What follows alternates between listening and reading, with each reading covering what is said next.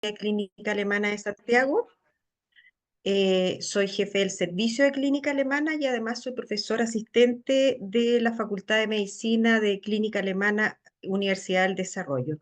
En este primer slide, yo les quiero mostrar un poco cómo voy a ir haciendo la presentación de cefalea en urgencia.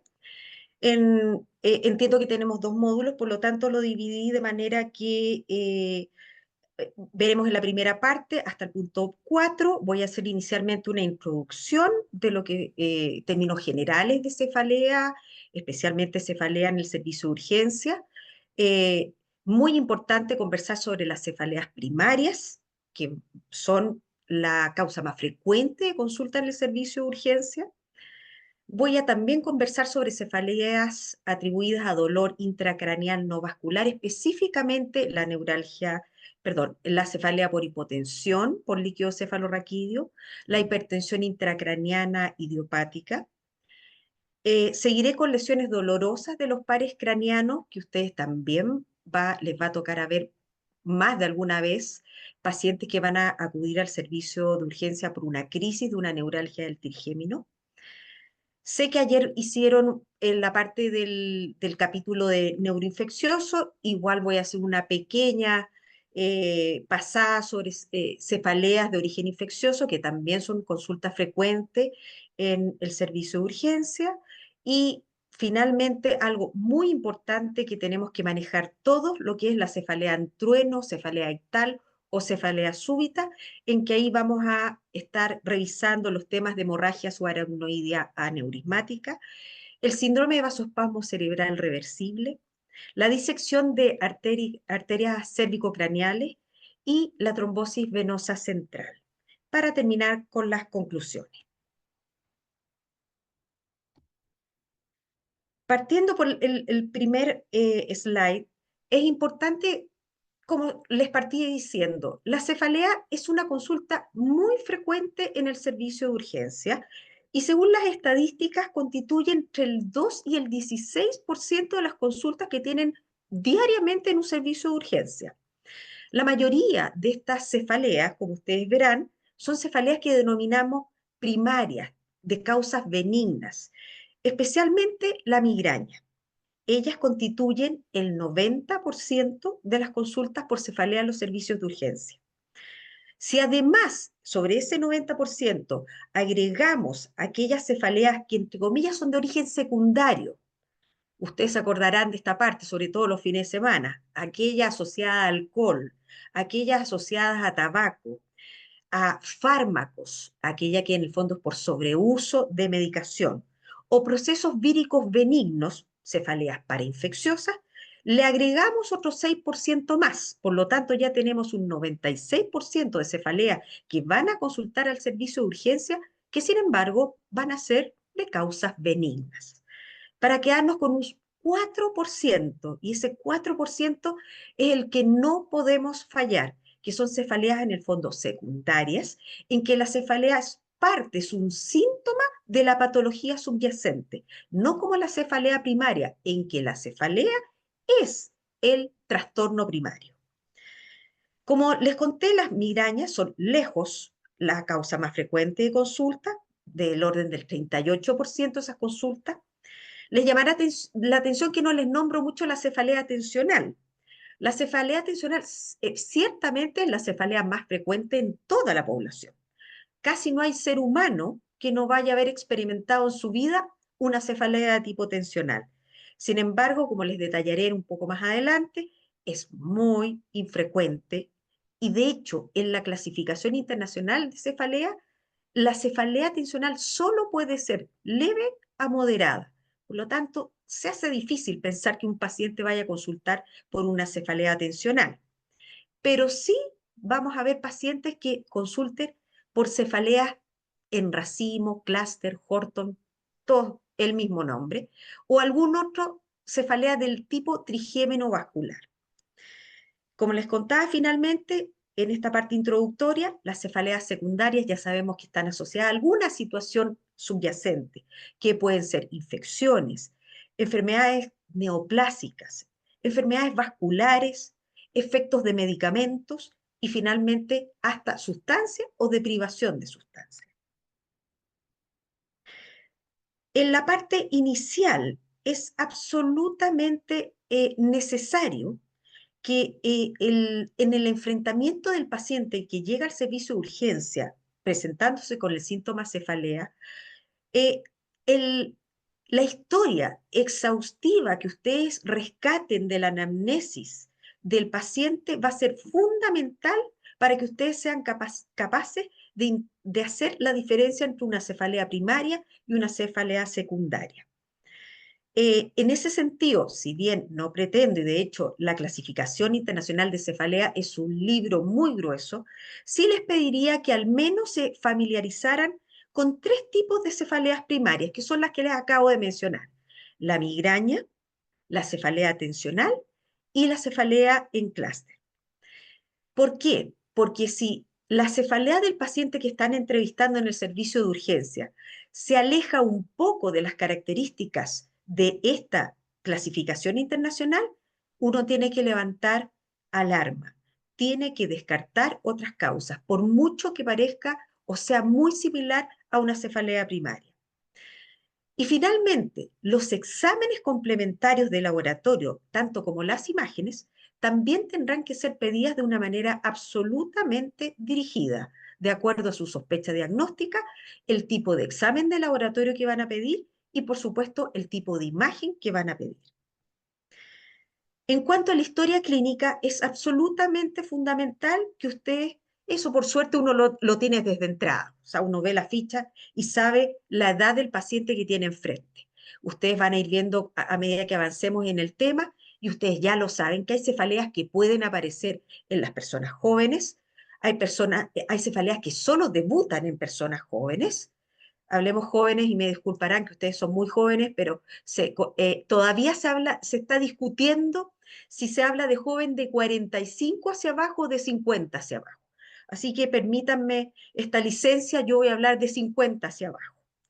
Y hay cefaleas que sabemos que tienen mayor frecuencia o francamente solo se presentan en pacientes sobre los 50 años. También es importante saber a qué edad se inició. Sabemos que las migrañas se inician frecuentemente entre la adolescencia y el adulto joven. Sin embargo, la arteritis de la temporal no la podemos ver antes de los 50 años. El modo de inicio. Ya les mencioné que una de las partes de esta presentación va a estar destinada a 4 causas de cefalea ictal, súbita o en trueno. También, importante saber si en cambio la instalación fue subaguda o francamente fue insidiosa y ha desarrollado un patrón crónico. La intensidad, la evaluación análoga, eleva. Importante porque, como ya les hice alguna mención, la intensidad de la cefalea uno sabe de qué tipo de cefalea está hablando. Sabemos que la cefalea, por ejemplo, en clúster es una cefalea brutalmente intensa. No podemos pensar en una cefalea en clúster que el paciente la menciona como que de leve a moderada.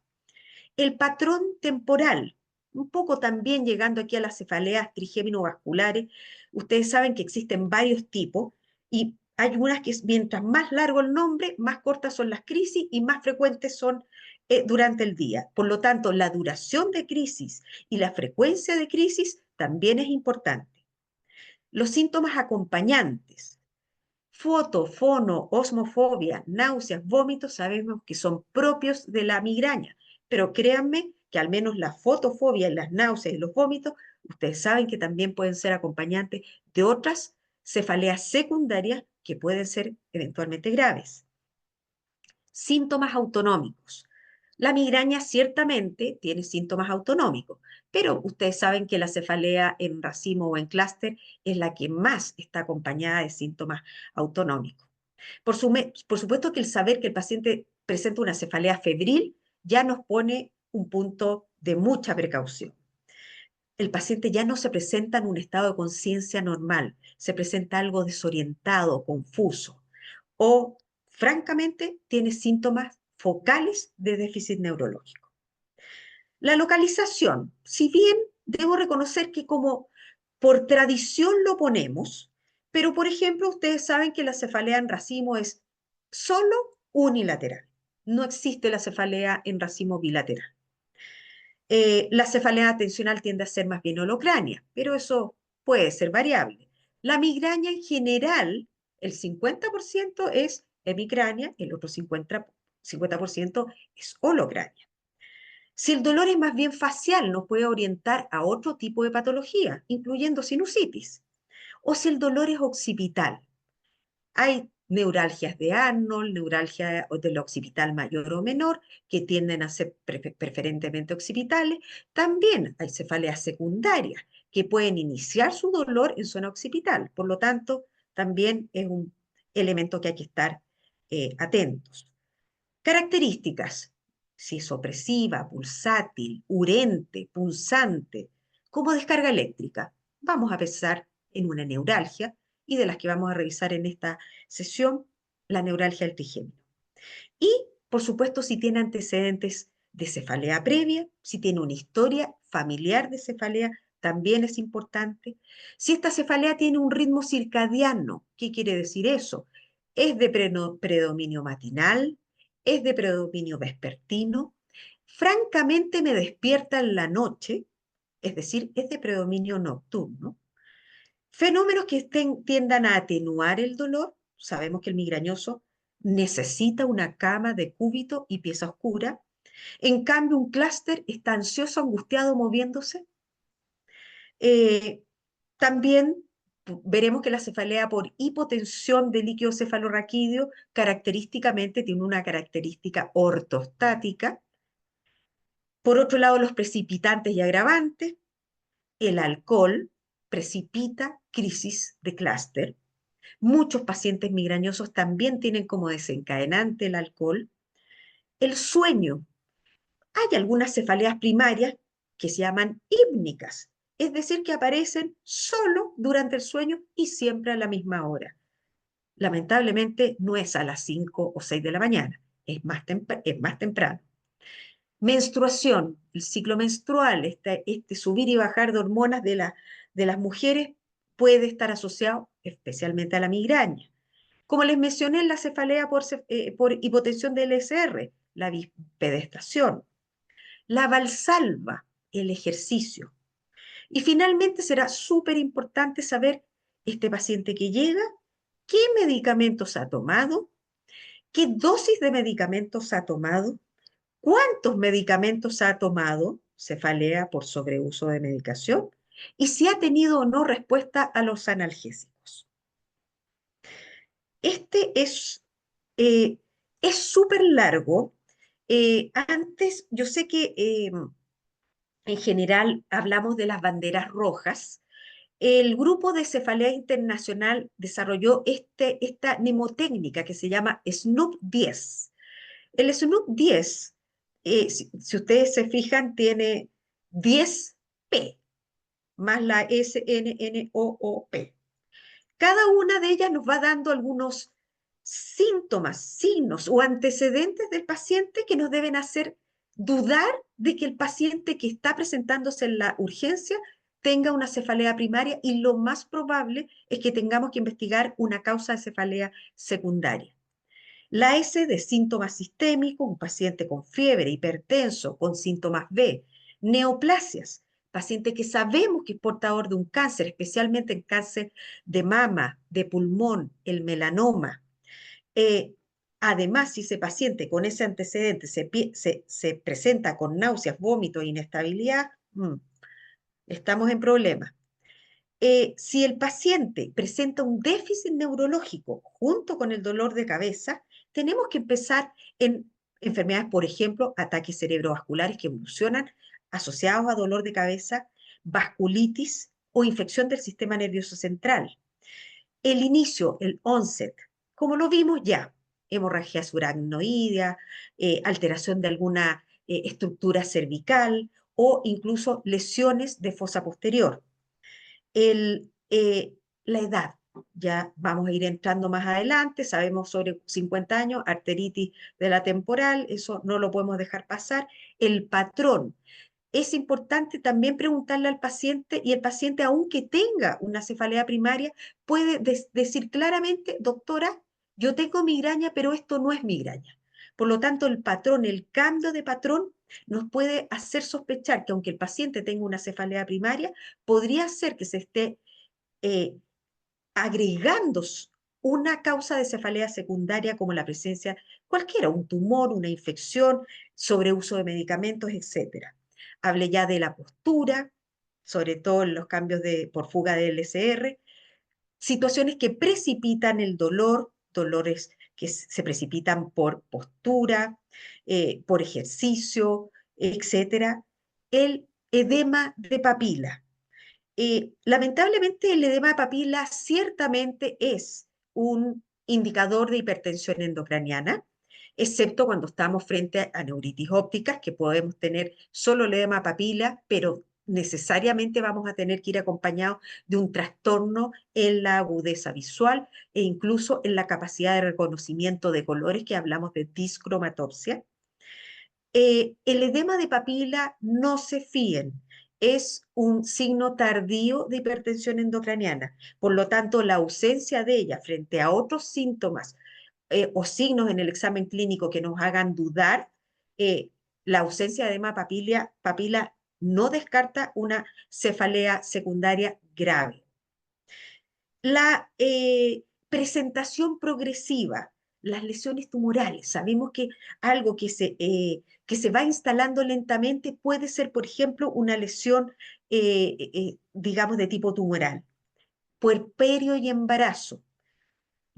Pucha, es un momento muy feliz de la vida, pero sabemos que es un momento también de mucha vulnerabilidad en cuanto a procesos que pueden ocurrir durante ese periodo, por ejemplo, la preeclampsia, el PRES, el HELP, que pueden desarrollarse en ese periodo. También pueden haber otras situaciones, incluso esta embarazada puede estar con una trombosis de seno venoso, puede tener una punción por fuga de líquido cefalorraquídeo producto de la punción y algunas condiciones médicas que pueden generar, que se pueden descompensar en el periodo, sobre todo el puerperio. Dolor ocular. Ya les adelanté algo sobre síntomas oculares, importantes, pues, muchas patologías neurológicas van acompañadas de alteraciones oculares, dolor ocular, no nos olvidemos del glaucoma de ángulo cerrado. Eh, Post-trauma. La cefalea postraumática es una cefalea que por definición tiene que aparecer dentro de los primeros 7 días del traumatismo encefalocraniano. Cualquier cosa más allá no se clasifica como traumatismo provocado por el traumatismo encefalocraniano. Característicamente no tiene un patrón característico, pero habitualmente o asume un patrón migrañoso o asume un patrón tipo tensional. No es una cefalea primaria, pero tiene ese fenotipo. Importante, paciente que sabemos que tiene una patología inmunosupresora, ya sea porque está con una infección, eh, un paciente con SIDA, ya que está tratándose con algún medicamento que lo ponga en una situación de inmunodepresión. Tenemos que pensar en ese paciente la posibilidad de infecciones que sean oportunistas, micóticas. También está más expuesto a desarrollar cáncer y puede también presentar abscesos cerebrales. Y finalmente, painkiller, lo que dije al final. ¿Qué medicamentos ha tomado y si ha hecho un sobreuso de medicamentos que puede provocar cefalea también? En la exploración física, una vez que ya hemos hecho esta historia clínica, con todos esos elementos que yo les conté que tienen que ir orientando nuestra hipótesis diagnóstica, eh, descartando con todo este SNP 10, descartando o pensando que cumple con alguno de estas banderas rojas que me van a levantar sospechas ante la posibilidad de una cefalea secundaria, tengo que ir a hacer un examen clínico dirigido. Yo no les pido que hagan todo el examen neurológico. Yo ya tengo con esta historia clínica una sospecha diagnóstica y el examen clínico tiene que ser dirigido. Es importante evaluar la piel. Sabemos que, por ejemplo, algunas meningitis, la meningitis meningocócica puede evolucionar con unas lesiones petequiales en el cuerpo. Sabemos que el herpes puede desarrollar lesiones de tipo herpética en el cuerpo. el examen neurológico dirigido a la patología que ustedes sospechan que el paciente puede tener. En el caso de las cefaleas primarias, como la migraña y el clúster, ustedes ahí sí que van a tener que probablemente hacer un examen mucho más extenso, porque tienen que descartar la presencia de una cefalea secundaria. Fondo de ojo, que ya les comenté un poco. No se olviden de palpar, yo puse palpar las arterias temporales, pero también hay que palpar el pericráneo también. Es importante también la cefalea la cefalea, la neuralgia de Arnold, tiene puntos de dolor en los puntos de Arnold, que son en las partes occipitales posteriores, así que la neuralgia del trigémino, por definición, tiene que tener un punto de gatillo en el territorio de la rama trigeminal comprometida y percutir las cavidades paranasales. No vaya a ser que nos estamos ahogando en un vaso de agua y en realidad lo que nuestro paciente presenta es una sinusitis.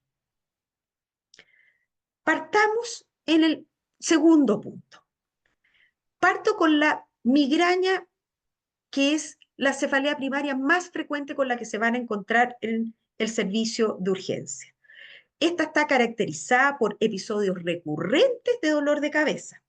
Eso es lo que a ustedes les define que esto es realmente es una cefalea primaria de tipo migraña, que tenga al menos 5 episodios que cumple con los criterios de migraña. Es muy frecuente, 12% de la población sufre migraña, es decir, de los que hoy día están, no sé cuántos están, sé que al menos el 10% de ustedes sufre migraña, así que de aquí en adelante me va a entender en cuerpo y alma, siendo esto más prevalente en las mujeres. Es en una relación que es 3:1.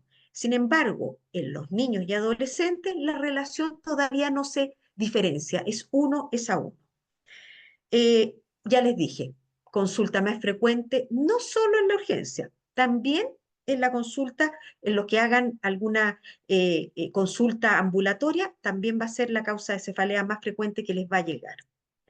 Este dolor, como les dije, es un dolor que dura entre 4 y 72 horas, no necesariamente es semicráneo, solo el 50% es semicráneo, en general pulsátil, moderado a severo.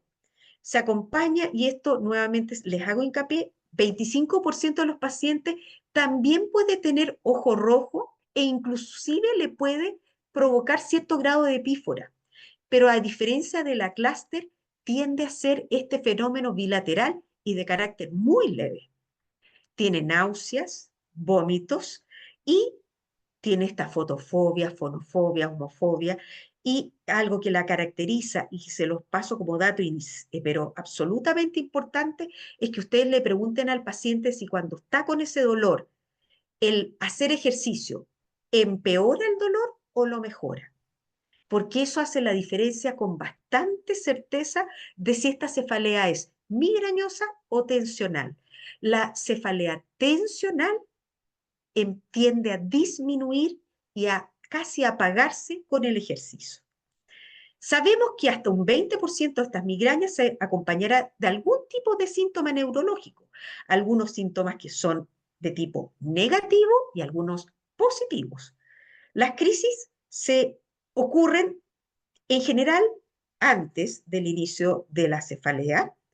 Eso dije en general porque hay auras que aparecen solo, auras que aparecen junto con el dolor de cabeza, incluso auras que van casi apareciendo en lo que nosotros llamamos el postdromo o postdrama, cuando ya va terminando el fenómeno migrañoso.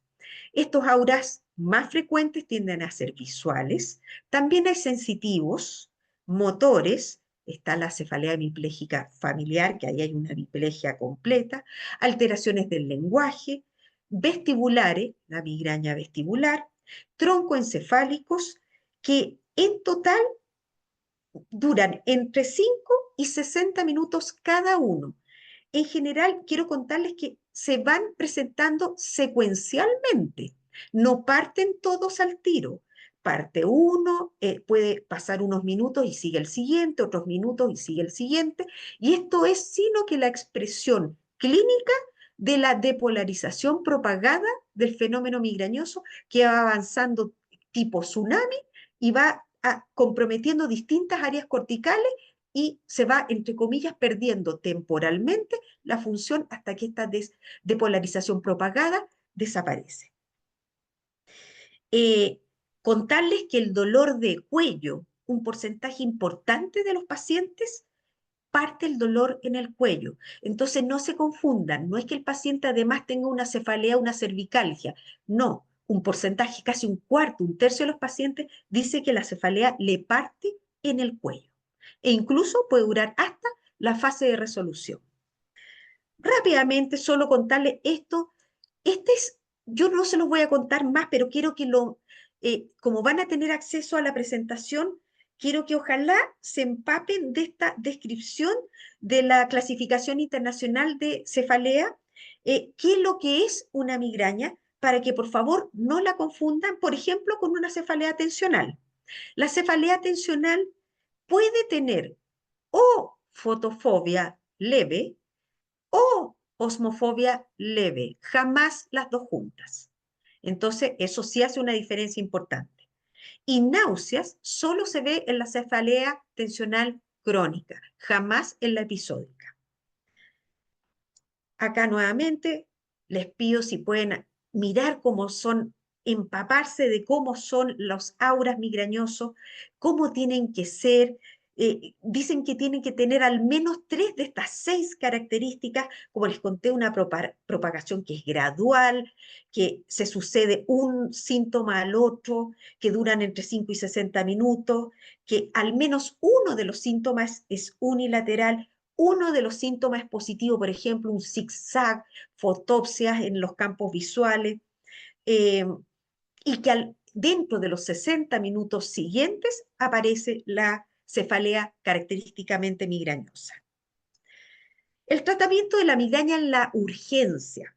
Sabemos que el paciente que llegó a la urgencia ya hizo todo lo que pudo en su casa. Usó todo medicamento oral que esperamos que haya sido bien indicado. Ya el enfrentamiento de la cefalea que hablaban escalonada, si el dolor es leve voy empezando con esto, con esto, con esto, no. Hoy en día el enfrentamiento es estratifique su dolor de cabeza. Si tu dolor de cabeza es leve, puede empezar con antiinflamatorios no esteroidales. Si su dolor de cabeza sube demasiado rápido y ya alcanza una intensidad moderada, severa, muy rápido, pase inmediatamente a los triptanos. No haga escalón, pase a triptano. Hoy día, por suerte, en Chile contamos con algunos triptanos más. Se agregó el rizatriptán hace poco, meses atrás, no hemos cumplido un año con él.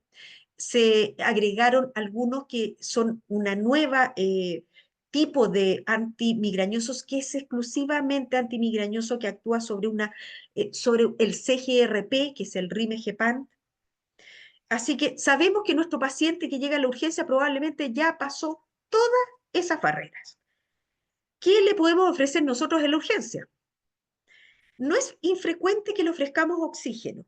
Soy honesta, los estudios en realidad no han demostrado que el oxígeno sirva, pero créanme que como el dolor es 50% emoción, el hecho de que ya le pongan una mascarilla y la persona sepa que está recibiendo un medicamento que es el oxígeno, puede disminuir el dolor de cabeza por ese factor emocional que ayuda mucho. Hidratación es muy frecuente. Si el paciente ha estado con náusea, ha estado con vómito, es muy probable que venga deshidratado. Y eso a veces es desencadenante de migraña. O sea, solo está empeorando su migraña. Pero si tengo que ofrecerle algún antiinflamatorio, según las guías internacionales, dentro de los más eficientes están el diclofenaco, 75 miligramos, y el ketorolaco en dosis de entre 30 y 60 miligramos.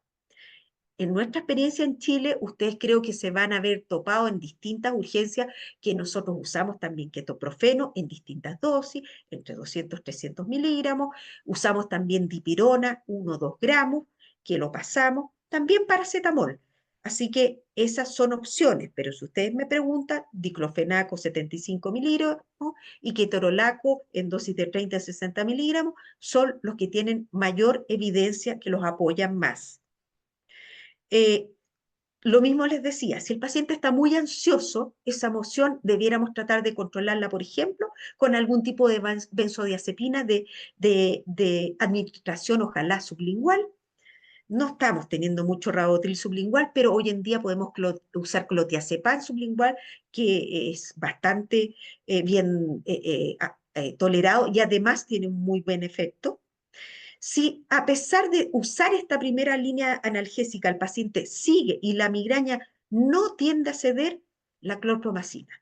La clorpromacina es un medicamento que en dosis que van desde 6,25 hasta 12, ya hasta 25 miligramos, pero ya con mucha precaución, pasados endovenosos, porque tiende a provocar hipotensión, por lo tanto hay que tener la precaución de haber hidratado a su paciente antes y además de pasarlo lentamente, es muy frecuente que esas migrañas que están duras tiendan a ceder a una dosis generalmente baja de clorpromacina.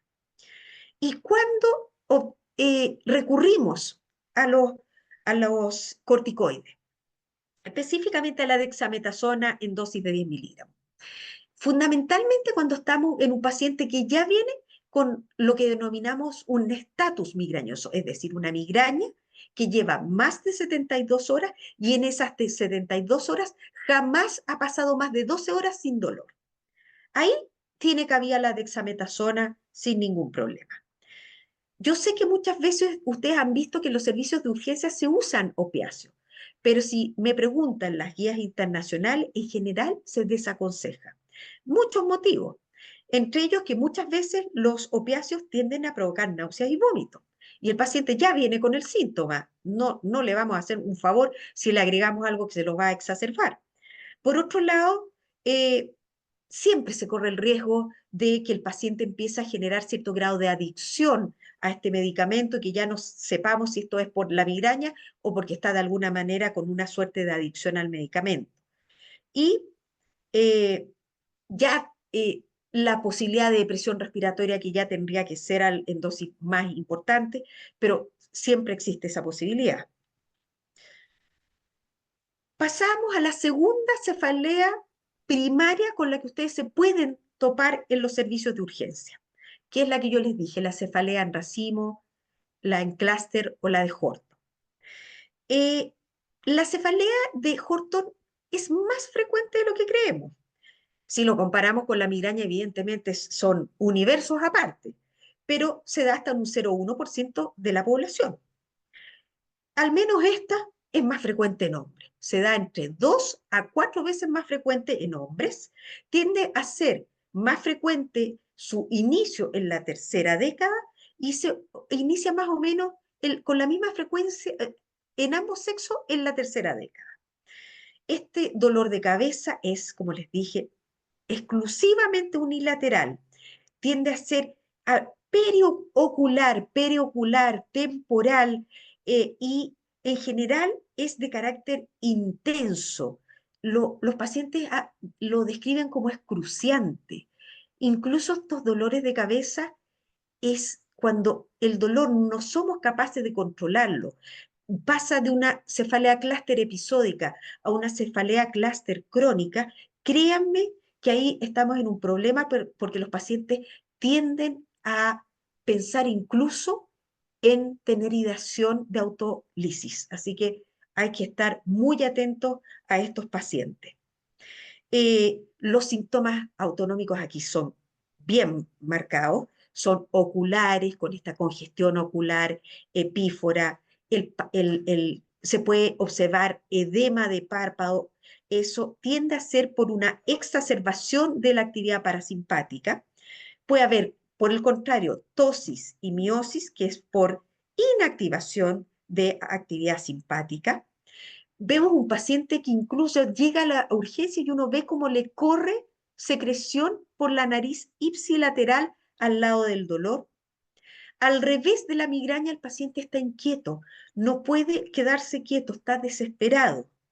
Y aquí, por lo menos en los servicios de urgencia, tenemos un arma potente, sólida, que es el oxígeno al 100%. El paciente con cefalea en clúster, característicamente en un porcentaje altísimo, responde a oxígeno en mascarilla de recirculación, oxígeno al 100%, en un tiempo muy rápido, entre 10 y 15 minutos. Algunos es tan rápido como a los 3 o 4 minutos. Es muy frecuente que yo le aconseje a mis pacientes, cuando están con esta crisis, que arrienden oxígeno domiciliario e incluso un balón para transportarse cuando tienen que ir de un lugar a otro. Importante no confundirla con migraña, altamente invalidante. Como vieron, el tratamiento es absolutamente diferente al de una migraña. Por mucho que nosotros veamos que el, el, la característica, la cefalea cumple estrictamente con todos los criterios de la clasificación internacional de cefalea, en estos casos siempre hay que estudiarlo con imágenes. Y la imagen de elección es la resonancia con angioresonancia, para ver que no exista un conflicto neurovascular que pudiese de alguna manera estar gatillando este supuesto eh, cefalea en clúster. Como les dije entonces, el tratamiento en el servicio de urgencia, oxígeno al 100%. Lamentablemente no contamos con un triptano que lo tuvimos antes en Chile, lamentablemente ahora no lo tenemos. Se los comento, pero soy optimista, espero que nuestro mercado se haga nuevamente atractivo para los productores de sumatriptán, que se usa subcutáneo, 6 miligramos, o endonasal, y podemos usar lidocaína endonasal, que sería algo con lo que hoy día contaríamos. No hay mucho más que ofrecer a los pacientes con una crisis de clúster. Por suerte, como les dije, la mayoría de ellas tiende a responder al oxígeno al 100%. También les dejo esta tabla, me gustó mucho, es una tabla que hizo un grupo español. Eh, eh, eh, Toman las principales características de los dolores de cabeza, de migraña, tensional y en racimo, analizando sus características, localización, el tipo de dolor, la intensidad, la relación con las actividades, la presencia o no de otros síntomas, su duración y su frecuencia.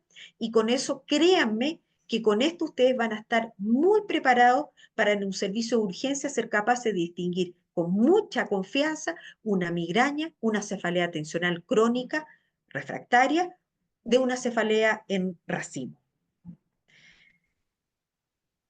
Paso al tercer tema. Este tema que tiene que ver con cefaleas no relacionadas a estructuras cráneoencefálicas. Y dentro de ellas elegí dos. La cefalea por hipotensión. La cefalea por hipotensión, ¿por qué se las menciono? Porque a no ser que uno la sospeche, no se le va a ocurrir. Evidentemente que cuando tenemos una puérpera, que sabemos que le acaban de poner una epidural, y además tenemos la descripción del anestesista que tuvo alguna duda de si pasó o no al espacio subaracnoideo, raquídeo, es posible entonces que estemos claros de que lo más probable es que la paciente que al sentarse, al darle pecho a su guagua, basta que se siente inmediatamente inicia un dolor intenso, nos va a ser muy fácil saber que esto es una cefalea por hipotensión. El problema está que muchos pacientes con cefalea por hipotensión debutan sin haber tenido un trauma que lo justifique, ninguna acción que nos haga sospechar que puede el paciente estar con una fuga de líquido cefalorraquídeo. Esta cefalea puede ser de instalación muy súbita, tanto así como para entrar en el capítulo de cefalea ictal. Tiende a ser un dolor que afecta la zona más bien occipital, el cuello y los hombros. Incluso se le describe en colgador. Imagínense, un colgador. Eso es lo que duele cuando el paciente se pone en una situación de sedestación o bipedestación. Este dolor puede ser exacerbado por maniobras de Valsalva, por el estornudo, por la tos, aumenta con el ejercicio. Y como este fenómeno lo que ocurre es que por la hipotensión el cerebro se tracciona, es traccionado hacia el canal espinal, esa tracción termina eh, estirando pares craneanos. Y de ahí vienen los síntomas que les voy a mencionar. Si estiramos el par craneano cócleo vestibular, puedo tener tinnitus, puedo tener alteración auditiva, inestabilidad, vértigo. La fotofobia no es causa de tracción cocleovestibular, pero si este fenómeno no es diagnosticado y pasan mucho tiempo antes que se diagnostiquen, créanme que los pacientes a veces han consultado por una sensación de nube mental o incluso síntomas que nos hacen dudar de si un paciente está evolucionando con un cuadro demenciante. Pueden tener dolor facial por tracción del nervio trigémino. Pueden tener más rara, estos más infrecuentes movimientos anormales. Si ustedes me preguntan en mi experiencia clínica, lo que más se ve es que el paciente se sienta o se para, aparece en minutos el dolor, ese dolor hace pic rápido y empiezan los síntomas de zumbido, alteración auditiva, el paciente incluso puede ver doble. Este diagnóstico debe confirmarse por imágenes. Debemos hacer un estudio de resonancia de toda la columna, la mayoría, porque entre paréntesis, la brecha, la pérdida de líquido cefalorraquídeo ocurre en la columna, porque las brechas en cráneo encefálicas producen meningitis, no producen cefalea por hipotensión. Eh, y, por supuesto, una vez que tenemos la imagen, confirmamos los hallazgos clínicos, tenemos que hacer una punción lumbar que nos confirme que hay una presión de apertura baja, menor a 6 centímetros de agua. En cuanto a los hallazgos, que en este caso, el, el escáner puede mostrar hallazgos que son sugerentes de una cefalea por hipotensión, pero créanme que la resonancia de cerebro en este caso realmente es muy superior para efectos del diagnóstico de cefalea por hipotensión. Los hallazgos más frecuentes son el engrosamiento de la dura madre, o sea, una suerte de engrosamiento paquimeningio. La hipófisis tiende a verse más redonda, adquiere como un aumento de volumen. Por otro lado, aquí abajo vemos que las amígdalas cerebelosas se empiezan prácticamente a asomar al canal raquídeo como si fuera un Chiari de tipo 1. Y los senos venosos, acá vemos el seno transverso, por ejemplo, tienden a verse ingurgitados. En cuanto al tratamiento, aquí importante, partamos por el diagnóstico, porque muchas veces, como les digo, esta brecha va a ocurrir, por ejemplo, por la ruptura de un quiste radicular. Entonces puede haber sido una ruptura espontánea. Tuve una paciente que tuvo una ruptura por una mini fractura que tuvo en el sacro, que una astilla de esa fractura le pinchó la dura madre y generó una brecha. Entonces, primero hay que sospecharlo. El tratamiento de este tipo de cefalea es el reposo absoluto sin almohada. Uno le va pidiendo al paciente que vaya probando el subir la almohada en la medida que tolere y no aparezca dolor. El tratamiento con parche de sangre autólogo. Se pone un parche de sangre, una cantidad de sangre importante, no es poco, puede ser 20 o hasta 30 cc. No necesariamente tiene que ser en el punto de brecha, se trata de poner en el punto más cercano al punto de brecha que se haya identificado con la resonancia de columna, pero créanme que aparentemente el mecanismo de acción no es porque la sangre suba necesariamente hasta el punto de brecha, sino que genera una hipertensión en este punto, en este espacio, aumentando la presión de manera que el líquido cefalorraquídeo no puede seguir saliendo porque por el punto que salía tiene más presión. El parche de sangre tiene una respuesta del orden de 50, 60, según la serie, con la primer parche de sangre, pero a veces hay que hacer un segundo y un tercero. El paciente tiene que irse sin dolor después de ese parche de sangre y aún ahí uno sabe que el parche de sangre fue exitoso. Si el paciente no quiere usar parche de sangre, la cafeína puede ser una alternativa para el tratamiento ambulatorio. Nos vamos al contrario ahora. Cefalea por hipertensión intracraniana idiopática. En este grupo están incluidas todas las hipertensiones intracraneanas idiopáticas que no tienen ventriculomegalia, ni por supuesto son producto de la presencia de una masa ocupante en la cavidad intracraneana. Característicamente esta cefalea es muy distinta a las otras que allá hemos visto. Es de una instalación progresiva, eh, no tiene ninguna característica en particular. Puede adquirir una característica de migraña, una característica de tensional. Por lo tanto, en ese sentido, las características del dolor de cabeza aquí no nos ayudan mucho al diagnóstico. Tal vez de los síntomas que nos pueden hacer sospechar de estar en presencia de una cefalea por hipertensión intracraniana es, por ejemplo, que estos pacientes al agacharse, al reincorporarse, tienden a tener como oscurecimiento visual de algunos segundos, máximo minutos, y tienden a tener tinnitus pulsátil cuando hacen este cambio postural. Tiende a ser peor en la mañana. ¿Por qué? Porque el haber estado toda la noche en decúbito termina aumentando la presión, ya está aumentada la presión, hay menos retorno venoso, menos reabsorción, por lo tanto aumenta, si partimos con una hipertensión de 25, 26, tal vez terminamos la noche con una de 30.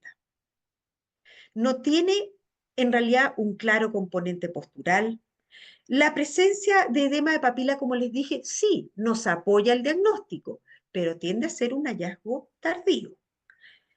Sí, dentro de los antecedentes, el hecho de tener una paciente, mujer, joven y obesa, eso tiende a ser, lamentablemente, factores de riesgo. O sea, si yo tengo una paciente joven, obesa, que me está describiendo un dolor que es progresivo, que no lo puedo clasificar en estas primarias clásicas y que además tiene estos componentes de oscurecimiento visual o tinnitus, eh, hay que sospechar en una cefalea por hipotensión. En definitiva, hay que tener un alto grado de sospecha. Y si tengo ese alto grado de sospecha, tengo que hacer claramente dos exámenes. Uno primero, por supuesto. Primero, hacer una resonancia para ver si encuentro los hallazgos característicos de una hipertensión endocraniana. No les puse todo, les puse los más relevantes. Acá tenemos la clásica silla turca vacía. Créanme que no toda silla turca vacía es una hipertensión intracraniana idiopática, sino que tenemos que tener por ejemplo, esta silla turca vacía y además, por ejemplo, cuando vamos a ver la cavidad óptica, vemos que existe un disco óptico que está sobresaliente y el globo ocular se ve aplanado. También estos pacientes, al revés de la cefalea por hipotensión endocraniana, en que los senos venosos tienden como a bombarse, aquí es al revés, tienden a estar más bien comprimidos. Me devuelvo un poco, no les puse tratamiento, la cefalea por hipertensión intracraniana idiopática, el tratamiento, primero hay que tratar de buscar cuál es la causa. Existen múltiples causas asociadas. Si mi paciente es obesa, créanme que la paciente baje de peso y ojalá llegue a tener un peso normal para su estatura, muchas veces esa es la resolución de la hipertensión intracraniana idiopática. Si el paciente tiene otra causa, no es obeso, en ese caso usamos en general acetazolamida, que es un diurético, que la dosis se va titulando hasta aquella que tolere bien el paciente y que quite el dolor. Un seguimiento de estos pacientes, por ejemplo, antes se decía que la hipertensión intracraniana idiopática era inocua, no generaba ningún problema. Ahora sabemos que eso no es verdad, va dañando el nervio óptico. Y, por ejemplo, un seguimiento con campos visuales de Goldman puede ser una manera de seguir esta hipertensión intracraniana idiopática con el campo de Goldman más el seguimiento clínico. Terminando esta primera parte de esta clase de hoy, quiero terminar esta parte con la neuralgia del trigémino. En mi experiencia en servicios de urgencia, esa es otra de las causas por las cuales los pacientes llegan realmente muy angustiados, desesperados a los servicios de urgencia. La neuralgia del trigémino, como ustedes saben, es un dolor unilateral, tiene características de descarga eléctrica y es breve. Dura desde unos segundos, máximo 2 minutos. Ya 2 minutos harto. Y muy pocos pacientes tienen más de 2 minutos. En la medida que este dolor se va haciendo crónico, empieza a haber una suerte de dolor continuo basal. O sea, el paciente nunca llega a tener cero dolor en la rama trigeminal comprometida. Eh, es un dolor que es de alta intensidad, está distribuido en algunas de las 3 ramas del trigémino. La verdad es que cuando afecta la primera rama del trigémino, uno levanta alarmas. En general, la mayoría de las neuralgias del trigémino, de la primera rama del trigémino, son por una causa secundaria. Así que ese paciente hay que estarlo estudiando, hay que hacer un control clínico estrecho, hay que descartar ciertamente herpes zóster, ojo con el compromiso ocular, que puede tener consecuencias graves por el daño corneal. Así que la primera rama es ojo, muy de cerca. En general, ah, en- eh, compromete segunda o tercera rama.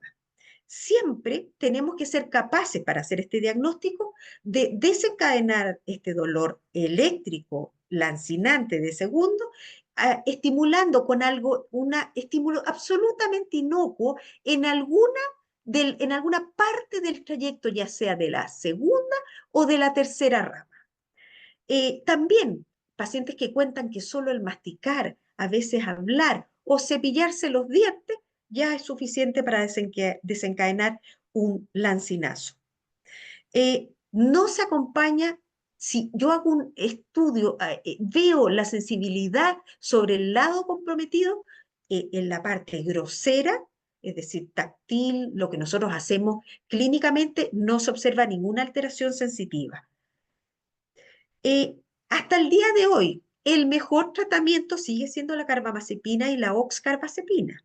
Sin embargo, ustedes saben que la carbamazepina, porque tiene una serie de efectos colaterales, tanto por su uso, genera somnolencia, si uso mucho, puede provocar mareo, vértigo.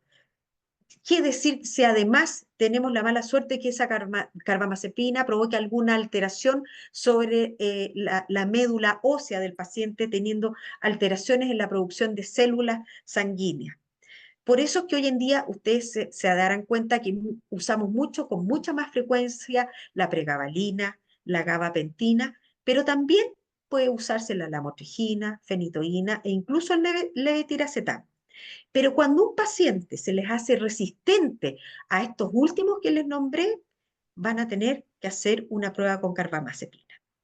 El tratamiento quirúrgico solo se plantea cuando yo he sido incapaz de controlar el dolor con al menos 2 medicamentos usados al mismo tiempo.